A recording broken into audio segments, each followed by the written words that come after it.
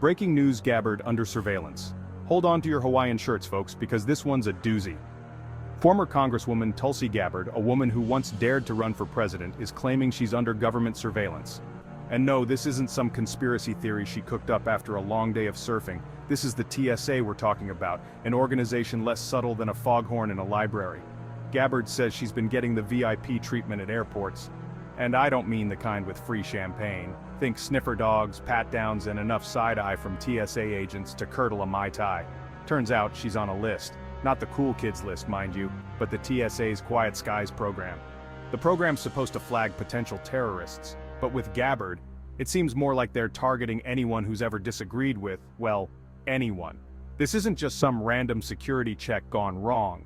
This is about a government agency potentially targeting someone for their political views. And that, my friends, is about as American as a pineapple pizza. Quiet Skies, a program shrouded in secrecy. So, what is this Quiet Skies program, you ask? Well, it's about as transparent as a brick wall. The TSA claims it's all about keeping us safe from terrorists in the sky. But the details? They're about as forthcoming as a teenager asked about their browser history. Here's what we do know. If you end up on this list, you get treated like a walking, talking red flag. Extra screenings, bag searches, the works. And how do you get on this list? Good question. The TSA won't tell us. Could be your browsing history, your social media posts, or maybe you just looked at a TSA agent the wrong way. The problem is, without any transparency, this program is ripe for abuse. Want to silence a critic? Just slip their name onto the Quiet Skies list. Need to delay a journalist working on a sensitive story? Easy peasy, just flag them for enhanced security. Whistleblowers speak out, face retaliation. Now you might be thinking, John, how do we even know about this program if it's so secretive?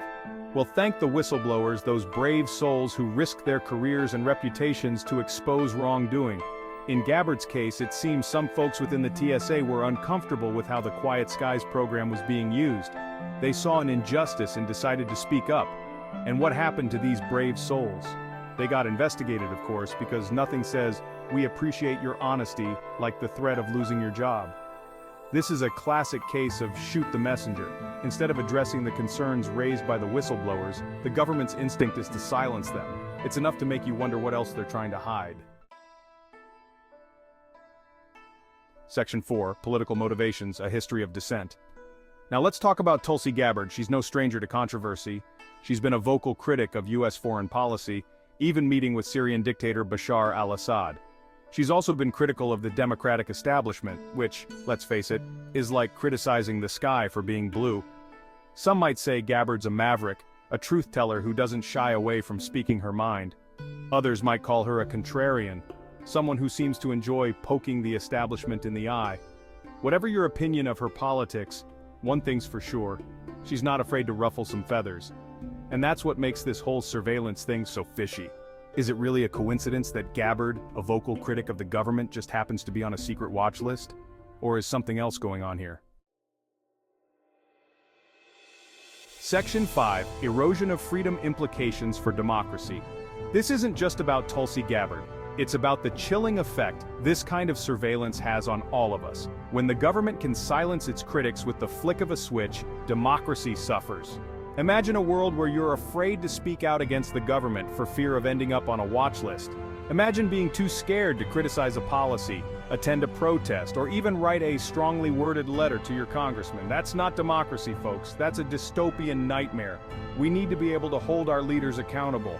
We need to be free to disagree, to dissent, to be downright annoying if that's what it takes to make our voices heard.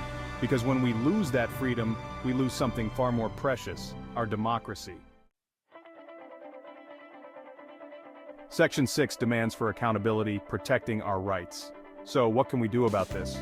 Well, for starters, we need to demand answers. Congress needs to haul the TSA in front of a committee and grill them like a cheese sandwich at a summer barbecue. We need to know who's on this Quiet Skies list, how they got there, and why. And we need to protect whistleblowers. These brave individuals are the canaries in the coal mine of our democracy. When they speak up, we need to listen.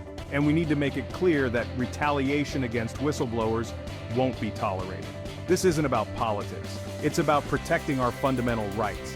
It's about ensuring that the government works for us, not the other way around. Because in a democracy, the only people who should be under surveillance are the ones in power.